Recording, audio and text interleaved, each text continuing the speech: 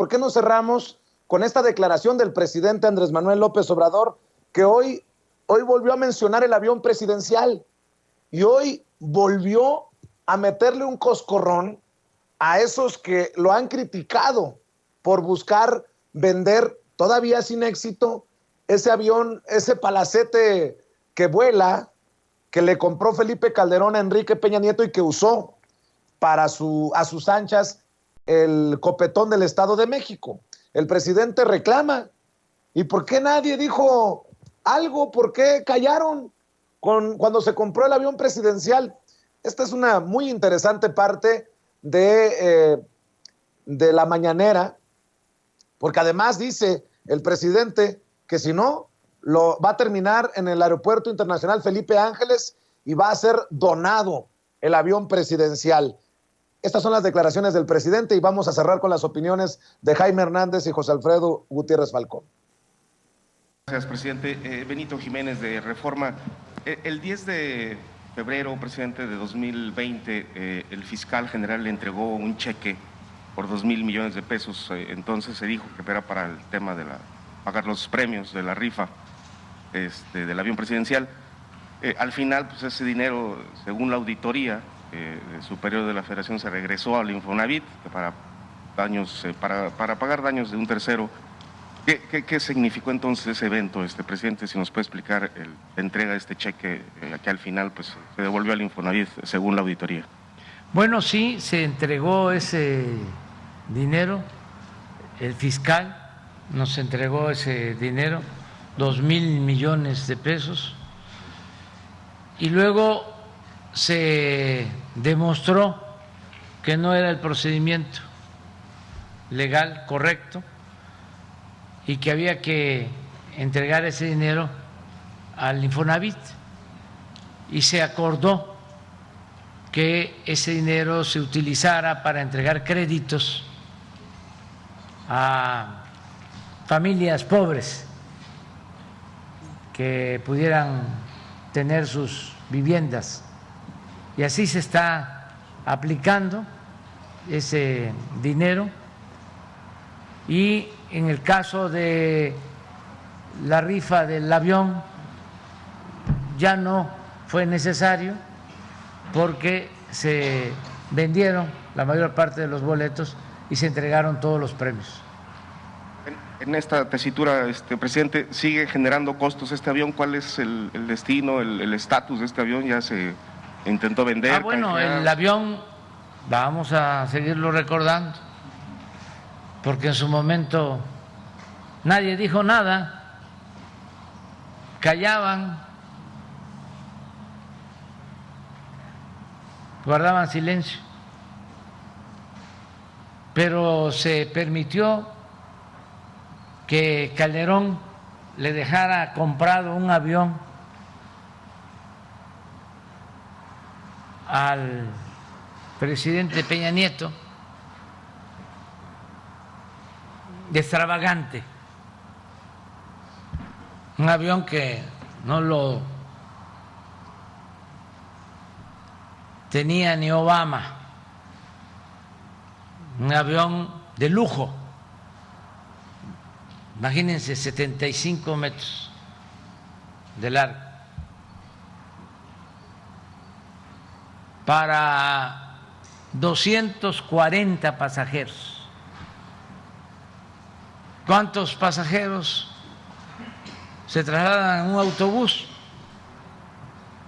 50.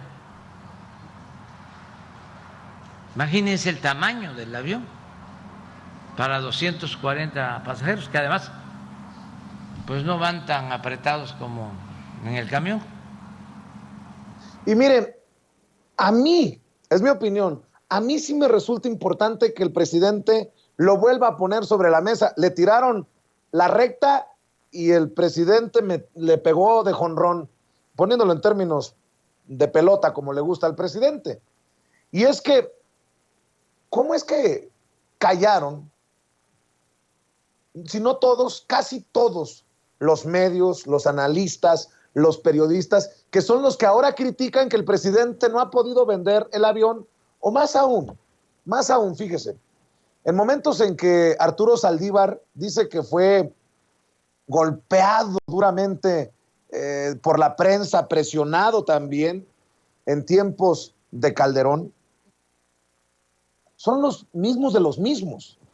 Jaime Hernández, ¿cómo ves esto que destapa nuevamente el presidente? Que creo que hace más sentido con la exhibida que ha habido de los Loret, de las Aristegui, de los López Dóriga, de los Riva Palacio, una y otra vez desde la mañanera. Creo que tiene otro sentido, ¿no? Sí, porque yo creo que, mira, yo creo que para mí la historia del TP-01, el avión presidencial de lujo, como dicen que no tenía en Obama, desde mi punto de vista, Vicente, es quizá la mejor metáfora que hay sobre los lujos, los excesos que se tuvieron durante la época del PRI y del PAN. Porque quizá el TP-01, insisto, es el símbolo de esos excesos, ¿no? De esas era en la que no había rendición de cuentas, en la que el gobierno del PRI, el gobierno del PAN hacían lo que se les pegaba la gana. ¿Te acuerdas de las giras del presidente Enrique Peña Nieto para visitar a la reina? Bueno, se llevaron hasta el Perico. Viajó toda la familia, entonces, y también con Felipe Calderón, cuando iba de viaje, no solamente se llevaba miembros de su gabinete, no, se llevaba una corte de periodistas, de columnistas, a quienes consentía, ¿no?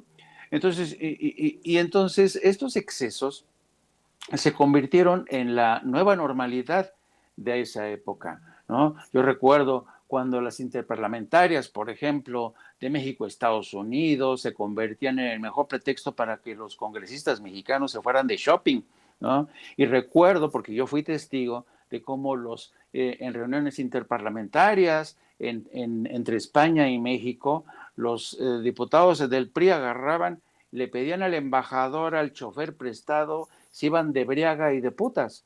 O sea, esa era la realidad de abusos, de excesos, de esa era, ¿no?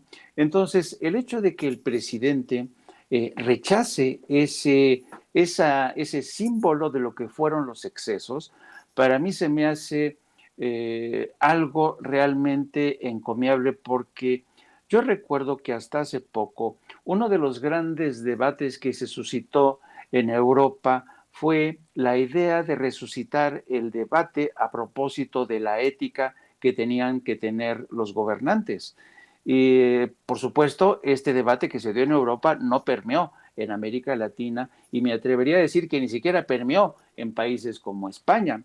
Pero yo creo que ese debate sobre la ética, que es un debate filosófico existencial, es el que nos ha traído el presidente, y yo lo agradezco. Yo agradezco que haya ese debate ético sobre qué tipo de gobierno queremos, qué tipo de gobierno se permite tener un avión de lujo que nadie quiere comprar, porque, pues, ¿cómo vas a tener un avión así teniendo a más de 50 millones sumidos en la pobreza? Así es que, pero como dice el presidente, eso lo justificaba en los medios. ¿Por qué? Porque los medios eran parte del problema y nunca han sido parte de la solución. Eso es el problema que seguimos teniendo hoy mismo, Vicente. Y por eso medios como el tuyo siguen enfrentando estos ataques, te dicen de todo, te dicen de chairo, te dicen que le boleas los zapatos al presidente, pero que el telón de fondo de este gran debate que tenemos ante nosotros es un debate de carácter político, pero también ético. Un debate que se tiene que dar no solamente entre la cúpula política, entre la oposición y sobre todo entre los medios de comunicación. Los medios de comunicación tenemos la obligación de hablar siempre, de estar siempre del lado de la verdad.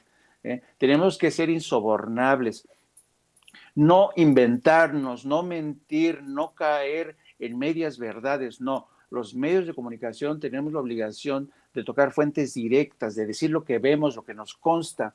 Y a veces seremos comprendidos, a veces, muchas veces, la inmensa mayoría de las veces seremos incomprendidos. Pero yo creo que no hay que abandonar esta ruta crítica que ha señalado López Obrador, por fortuna, finalmente, para que todos sigamos apuntando por ese camino de el rearme ético de México en todos sentidos. Y hablo por los médicos, los abogados, los periodistas, los ingenieros, los arquitectos, los campesinos, los jornaleros, las amas de casa, en fin. Yo creo que es muy necesario este debate. Algunos quizá les resulta molesto, a algunos les estorba este debate sobre la ética, pero yo creo que nunca ha sido más necesario como hoy este debate sobre ética, moral y política. Así es, querido Jaime. Y antes de escuchar